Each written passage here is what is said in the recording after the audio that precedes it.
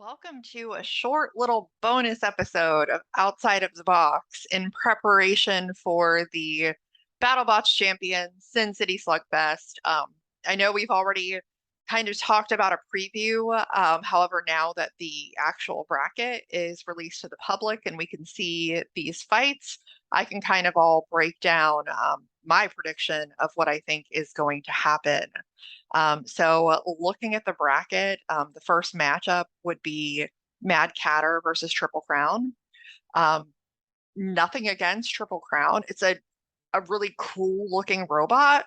But I think that the experience of the Madcatter team, I don't really see how they don't win this matchup. I mean, as I talked about in the other preview episode, I think Madcatter is possibly even really underrated. I think that they had a pretty good season, and the losses were to quality teams, and I really see them pulling this one out. So we look at Madcatter going to the next round here.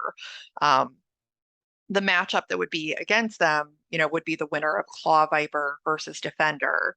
Um, Really interesting because we're talking about two control bots, similar in some ways.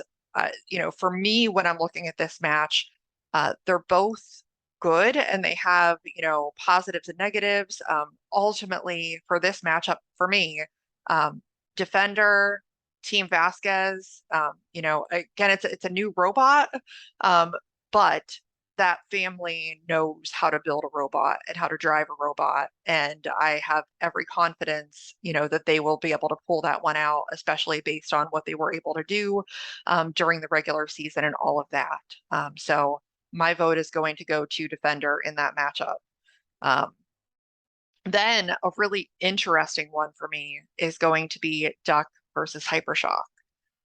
So the reason that that is interesting is because I mean, yes, it obviously it could go one of two ways, but when you look at what happened in the actual tournament, and even though P1 is not the same type of robot as Duck, it also is low to the ground, has the ability to, get under you and things like that. And Hypershock seemed to have some problems with that. However, in my opinion, I think that Hypershock will have learned from that P1 match. And even though Duck is amazing, love that robot, I think that Hypershock is going to come out ahead in this matchup. Um, Finally, in the initial round, we're looking at Smee versus Valkyrie. Um, I love Smee so much. It's so fun. And like, I think some people may underestimate, what it could do. Um, However, I think that Valkyrie has a great robot. I think that, with that weapon, as long as they can get to the sides of Smee, which I believe that they can, I think that they're going to come out ahead in that one as well. So now that we've looked at the first round matchups, we can kind of break down from there. So we're looking at Madcatter versus Defender. This is a really tough one because I'm kind of torn. Um, Really, what it boils down to is that I think that Madcatter can match up well against Defender. I think, Martin Mason is a smart guy. I think his team knows what they're doing. And even though, like, both of the Vasquez boys, amazing drivers, I think that they're really good. But um, I think that Madcatter is going to end up pulling that one out. I think that they can do that. Um, Hypershock versus Valkyrie. Um, I mean, if anyone has seen, things that I've posted, I think Hypershock's going to win this bracket. So obviously, I think that they're going to win this match. I don't think that it's necessarily going to be easy for them, but I think that they have, the experience and the drive to be able to do that and get past Valkyrie, which is, a very destructive robot and certainly capable of, you know, going far. But I just think Hypershock's going to pull this one out. Um, so then basically what it comes down to at this point is Hypershock versus Madcatter. which I think that a lot of people have predicted is going to be the case. Um, for me, I mean, obviously, Remars happened after all of this. So, I can't really use that as to say, oh man, look how Hypershock did in Remars. But, you know, I think that that could be indicative of what they can do in a tournament like this. And I think that they have the drive and the will, no pun intended, to win.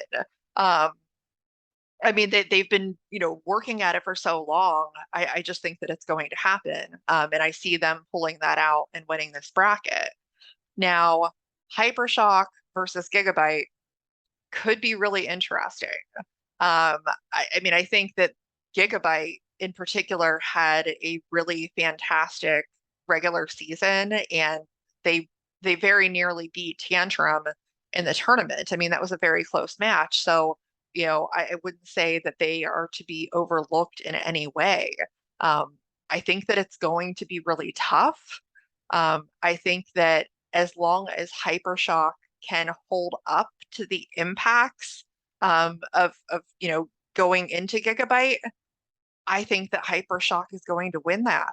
I mean, that's really what it comes down to in that situation is durability. If they can withstand those blows, I think that they're going to be able to do it. So that's my prediction at this point. I call Hypershock, and we'll see what happens. So I appreciate you watching this very brief recap. We will see what actually takes place. And I will see you next time when we recap the actual episode and break that down with John Midladnick and Team Gigabyte. See you then.